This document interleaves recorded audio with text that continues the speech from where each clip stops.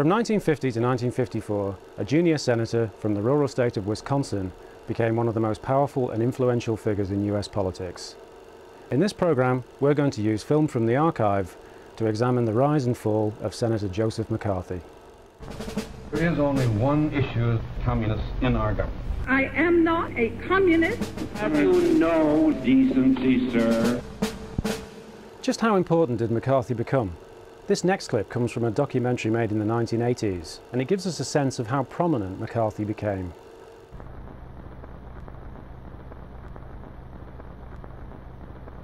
And at the head of the parade appeared this man, Joseph R. McCarthy, the junior senator from Wisconsin. Looking for an issue that would get him reelected, he seized on the fears of millions and launched the squalid campaign that became known as McCarthyism. Its tactic, reckless and undocumented accusations against government employees. Intimidation bred audacity, and audacity fed upon itself. McCarthy soon had the celebrity he sought. The stage was his alone to command. What conditions allowed McCarthy to become so prominent? This next clip analyzes how America became gripped by a Red Scare in the later 1940s. Now, in 1949, all of China fell to the communist forces of Mao Zedong. We saw red almost everywhere. And the Russians, the technologically backward, primitive Russians, got the bomb. We leaped from what we knew to what we dreaded to think. Somehow, somewhere, possibly right here at home, we were being betrayed. Insistent questions resounded in Washington. Who helped the Russians gain the secret of the A-bomb? Who lost China to the communists? Suspicions fell on fertile ground. There had been concern about communist spies even before the war. Now we learned in 1946 of a big Soviet espionage ring in Canada with possible links in the U.S. So Washington launched a wide hunt for security risks in government. The litany of people attesting to their loyalty became as familiar as once had been the Pledge of Allegiance to the flag. I am not and never have been a communist. I am not and never have been a fellow traveler. I am not and never have been a supporter of, a member of, or a sympathizer with any organization known to me to be or suspected by me of being controlled or dominated by communists. In this Red Scare, alleged communist spies were rounded up. But did they get a fair trial in the midst of the hysteria? What does this next clip suggest? 11 of America's top communists are found guilty of conspiracy to overthrow the government by force. After a trial lasting 9 months, these are the men who were brought to book, ending an investigation that has extended over 10 years. In a case that has made political and legal history, John F. X. McGoey and his staff of assistants waged an unrelenting battle, a battle that has caused Mr. McGoey to be cited as a probable future federal judge. On the other hand, 6 of the defense lawyers received sentences of from 1 to 6 months on 40 citations for contempt of court by Judge Harold Medina. 7.5 hours deliberation brought the verdict, and as it becomes legal history, the Red leaders for the moment reach the end of the line as they start the trip to the detention house to await sentences which can run as high as 10 years in prison and $10,000 fine. It cost the government almost $1 million to achieve this result. It was a price paid by a free people to guarantee freedom of speech to all and a fair trial by the government, even to those who are accused of plotting to destroy it. The people who made the movies were investigated too. What do the next clips reveal about how Hollywood reacted to the Red Scare?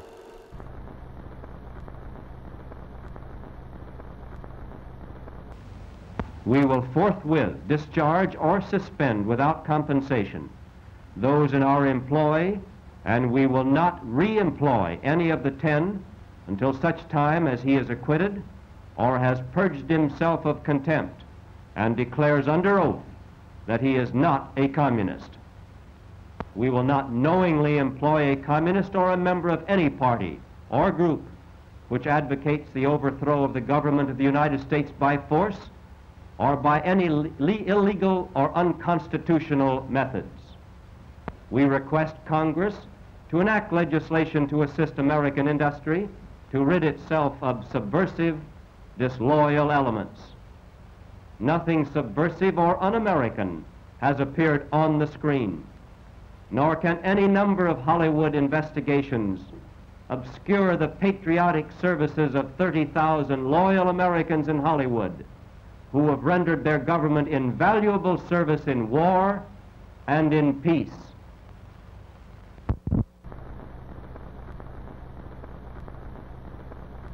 I personally, with all due regard to Mr. Hoover, whose opinion I respect most highly, certainly do believe that the Communist Party should be outlawed. However, I'm not an expert on politics or of what the reaction would be.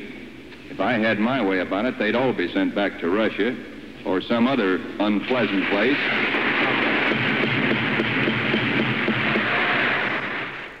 The Red Threat was big news, but it became even bigger news in 1950, when Senator Joseph McCarthy claimed that the government had been infiltrated by communist spies. Here he is in action in a government hearing in 1949 and on a US TV program in 1952.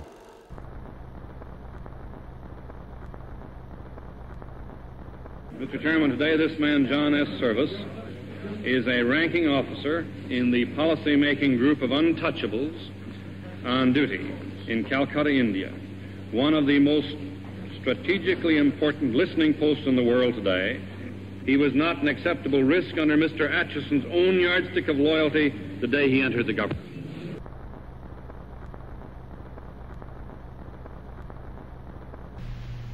Mr. Huey, there is only one issue as I can see it. There's one great evil from which all of the lesser evils flow in this country. The lesser evils such as high taxes, inflation, the absence of so many of the husbands, sons, and brothers in the service, and that is the suicidal, Kremlin-directed foreign policy, the extent to which it's controlled by communists in our government. So how did McCarthy operate? In this next clip, one of McCarthy's opponents gives us an insight into his methods.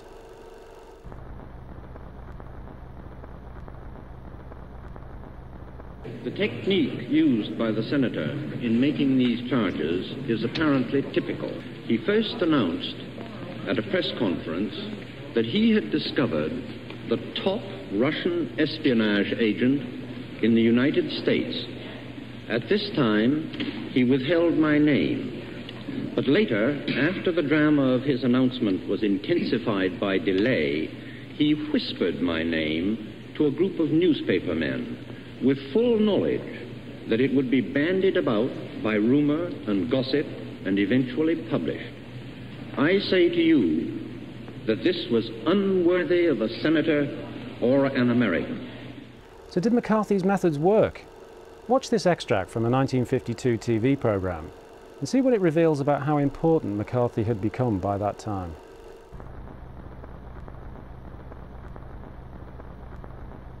You are, of course, one of the most controversial figures we've had in the Senate in a long time, and you have the distinction of having coined a new word for the dictionary, namely McCarthyism. Now, how do you define McCarthyism, sir? Mr. Huey, I didn't coin the phrase. The Daily Worker originated the phrase. That was the first paper that used it. It's their phrase. We let them define it. Now, to them it means, of course, fighting communism. Or putting it the way one columnist did the other day, he said, apparently McCarthyism means calling a man a communist who is later proven to be one.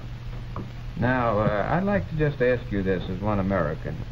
Have you had any regrets about any of the tactics that you've used in your fight on the State Department, sir? Have you done anything that you wouldn't do if you were doing it again? Mr. Huey, I think at times we should have hit much harder. I think we understated the number of cases. Take, for example, in the Jessup case. Originally I said Jessup was unfit to serve because he had too great an affinity for communist causes. That was the greatest understatement that I've ever made. Senator, it's been said that our Secretary of State's actions in the signing of the Japanese peace treaty indicated a very anti-Russian stand. Do you feel that there's been any change in the State Department since you first began your attacks on communists in the State Department?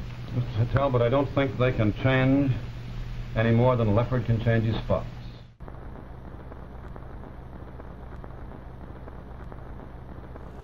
Even at the height of his power and influence, there were people who were prepared to challenge McCarthy. Watch this next extract from a 1952 TV program and see how well you think McCarthy reacts to the criticism.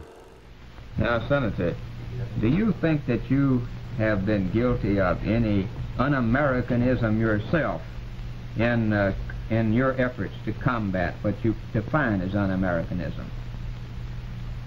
If fighting communists and getting a bit rough with them, Mr. Huey, is un-American, then I must plead guilty to being un-American. Do you think that you used any unfair tactics against Senator Tidings, for instance? Senator Tidings is the man who defeated Senator Tidings, not McCarthy. I noticed that Senator Tidings has offered you $10,000 if you will convict about 57 communists. Are you expecting to take him up on that offer? Well, Tidings, I understand, he didn't make the offer to me, he made it to the press.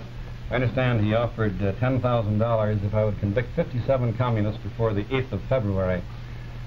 Well, that's 10,057 is about $175 each. Keep in mind that it took the government about 10 years to convict Alger Hiss. The cost was over $100,000. So when Little Millard says I'll give McCarthy $175 each, I think it's more of that clever fakery of which my little friend has been guilty of so long, and which the people of Maryland recognize. Senator, how about Senator Benton in Connecticut? Are you planning any action against Senator Benton, such as you took against Senator Tidings? I think it'll be unnecessary. Little Willie Benton, Connecticut's mental midget, keeps on. It'll be unnecessary for me or anyone else to do any campaigning against him. He's doing his campaigning against himself. As time went on, McCarthy's accusations became wilder and his critics became stronger. Watch this extract from a 1954 hearing. Compare McCarthy's performance here with some of the earlier performances you've seen.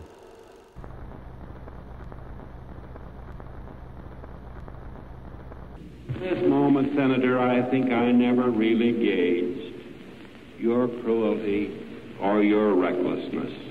Have you no sense of decency, sir, at long last? Have you left no sense of decency? So how do we make sense of it all? Here's an analysis of McCarthyism by US broadcaster Bill Moyers in 1984. Do you agree with his views? And do you think McCarthyism has any lessons for us today?